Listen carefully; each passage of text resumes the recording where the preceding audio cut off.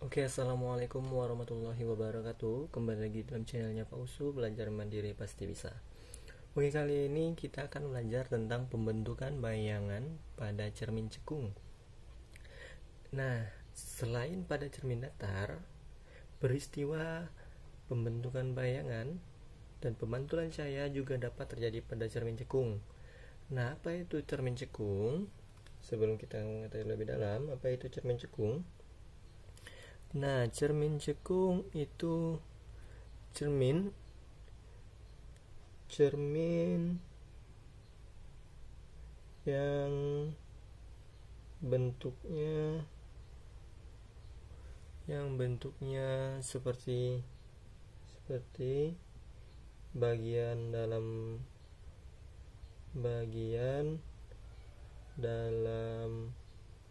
bola. Bentuknya seperti ini ya, kan bola nih. Nah, ini bagiannya nih. Nah, kalau kita hapus,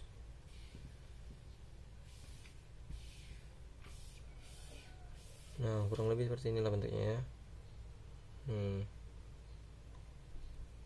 Maaf ya, hapus ulang. Nah, bayangannya terbentuk sepertinya di sini. Salah tadi nih. Oke, itu adalah cermin cekung. Pengenalan sekilas tentang cermin cekung. Nah, pada pembentukan bayangan oleh cermin cekung ini, jarak antara benda dan cermin itu sangat mempengaruhi bayangan yang dihasilkan. Ya, bayangan yang dibentuk oleh cermin cekung itu merupakan perpotongan sinar pantul dan merupakan perpotongan dari perpanjangan sinar pantul. Tapi sebelumnya kita akan mengetahui lebih dalam dulu bagian-bagian cermin cekung. Ini kita terusin ya. Dari sini aja gambarnya kita terusin. Ini kita gambar bagus-bagus dikit. Ya, cermin cekungnya bagus-bagus dikit. Nah,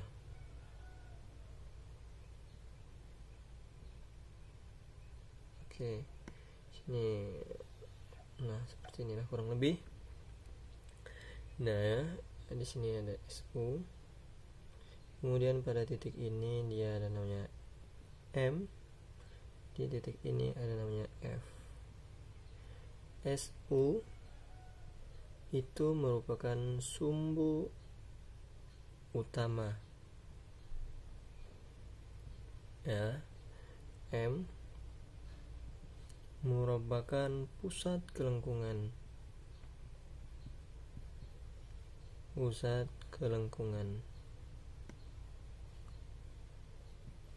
Nah, dan F dengan jarak titik fokus.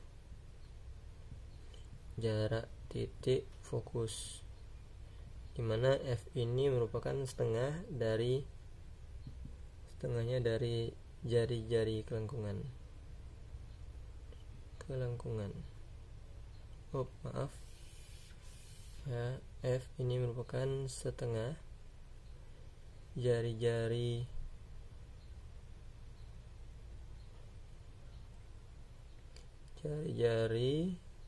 kelengkungan. Nah, itu ya. Nah, ini adalah bagian-bagian dari cermin cekung. Kemudian pada cermin cekung ada 3 sinar istimewa yang perlu kita ketahui. Ya, 3 sinar istimewa.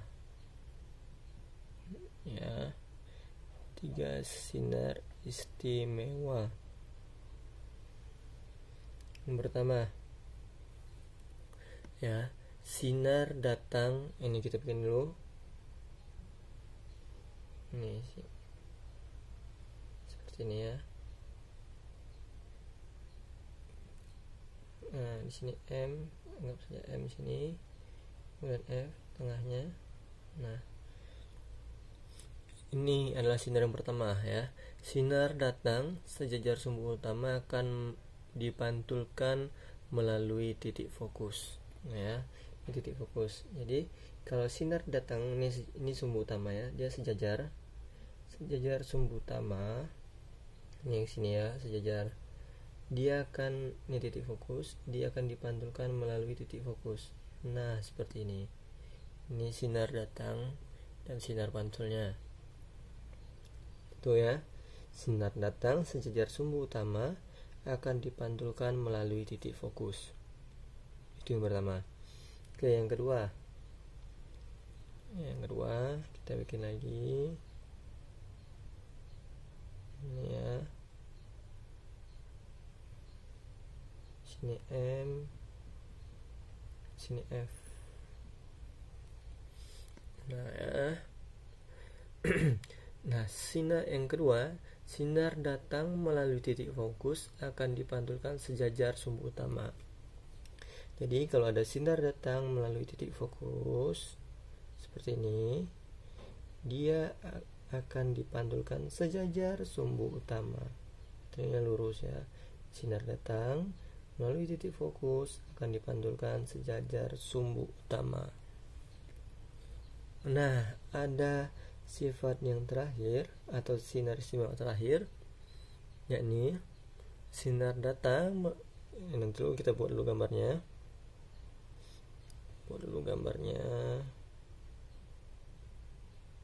Nah, sini M,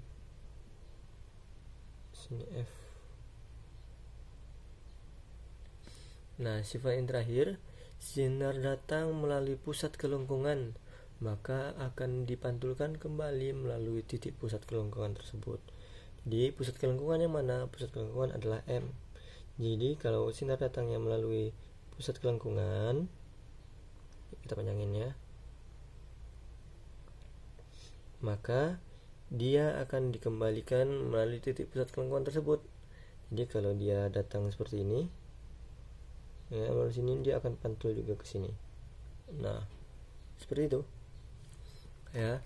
Ini adalah 3 sinar istimewa yang wajib kita ketahui sebelum kita belajar tentang bagaimana dia bentuk bayangannya ya. Oke, kita hapus dulu. Kita hapus. Nah, sekarang kita akan belajar tentang pembentukan bayangannya ya. Bagaimana proses pembentukan bayangan ya. Pembentukan bayangan. Oke, kita membentukkan bayangan pertama. Ini misalnya cerminnya tadi.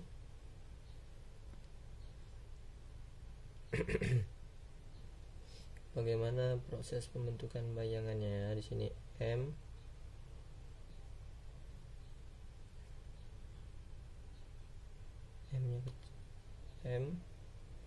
di sini F. Nah, sekarang yang pertama ini jika bendanya kita letakkan di luar pusat kelengkungan. Pusat kelengkungan tadi M, maka bendanya kita letakkan sini, misalnya ini panjangnya dikit ya. Nah, di sini ada bendanya nih. Nah, itu ya. Atau M-nya kita majuin aja. M-nya majuin dikit. Nah, F-nya di sini, M-nya di sini aja. Nah, itu. Nah, ya, benda di sini, ini adalah benda. Ini benda. Nah, bagaimana pembentukannya? Pertama, sinar itu pasti datangnya arahnya lurus. Kalau di sini tidak bisa karena ini bawah lantai ya. Dia tidak akan memantulkan di sini. Ya. Maka sinar datangnya ke sini. Sinar pasti lurus. Nah, kalau sinar datang sejajar sumbu utama, apa yang terjadi? Ya, ini kita makan sinar istimewa yang pertama, yaitu sinar datang sejajar sumbu utama akan dipantulkan melalui titik fokus. Ya, melalui titik fokus. Nih. Oke, dapat sinar pantul pertama. Kemudian sinar datang dari mana lagi? Iya, bisa dari sini ya. Nah, sinar, ini kita panjangin lagi nih cerminnya. Sinar datang melalui pusat kelengkungan, ya, melalui pusat kelengkungan akan kembali lagi. Nah, kembali lagi. Nah, titik perpotongannya inilah yang terbentuknya bayangan. Nih, bayangannya di sini. Nah, ternyata bayangannya apa tuh? Ya, kok bayangannya kecil sekali? Ya, itu dia hasil darinya. Jadi, kalau bendanya diletakkan di luar pusat kelengkungan, benda di luar pusat kelengkungan,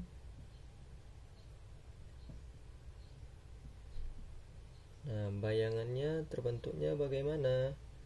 Bayangannya terbentuk yakni akan bersifat nyata. Kenapa nyata? Bukan maya. Apa bedanya nyata sama maya? Jadi kalau nyata dia di depan cermin, kalau maya di belakang cermin. Seperti itulah kira-kira ya. Dia intinya gini. Kalau nyata dia terbentuk oleh langsung sinar pantul. Ya, potongan sinar pantul. Sedangkan kalau maya dia sinar pantul yang diteruskan. Nah, kurang lebih itulah kalau bahasanya ya. Nah, kemudian dia bersifat ini apa lagi? Terbalik. Nah, ya, nyata, terbalik. Dan yang terakhir ya diperkecil. Diperkecil. Nah, itu ya. Oke, kurang lebih gambaran seperti inilah ya. Jadi bendanya itu kecil saja karena ini bendanya kecil. Sinar pertama sinar pantul, jajar sumber utama dipantulkan melalui titik fokus, kemudian sinar pantul melalui pusat kelengkungan, ya, akan dipantulkan kembali. Di sini akan titik pertemuannya ya. Nah, titik pertemuan inilah yang menentukan bayangan. Nah, menentukan bayangan di sini ya. Nah, apalagi sifat-sifatnya? Ternyata sifatnya bayangannya pertama, sifat bayangannya yakni nyata, terbalik, dan diperbesar. Nah, karena diperbesar inilah tadi yang sulit, mengalami kesulitan yang menentukan bayangannya karena bendanya terlalu besar tadi. Jadi bayangannya seharusnya terlalu jauh, ya, terlalu jauh sehingga papan tulisnya tidak muat. Itu ya. Oke, selanjutnya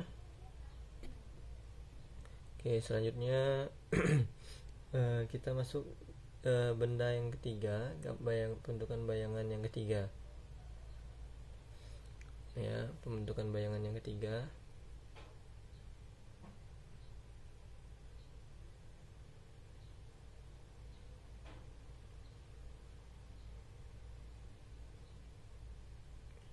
Oke, kurang lebih seperti ini. Bentukannya ini kita gambar dulu.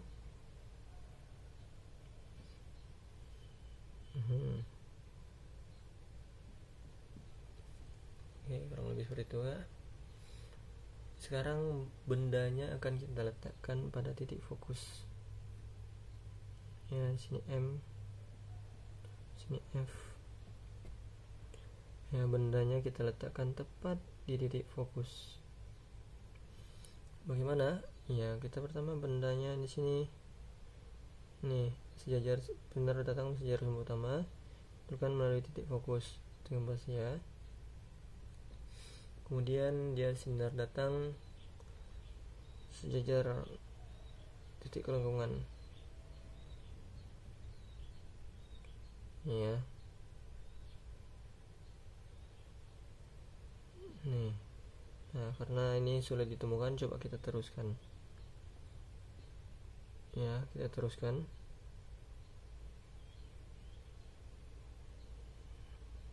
Ini penerusan ini berarti dia maya ya. Nah, karena dia tidak ditemukan,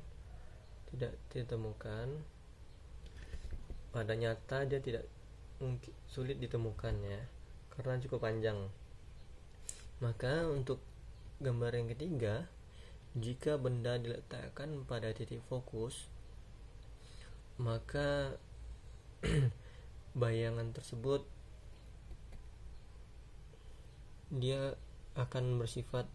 bayangannya akan bersifat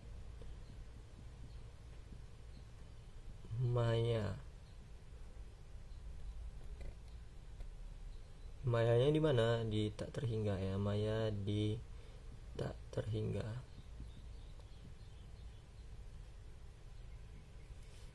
Nah, itu ya untuk yang gambar ketiga, karena bayangannya sulit ditemukan ya.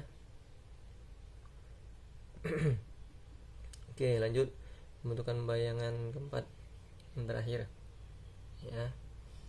Pembentukan bayangan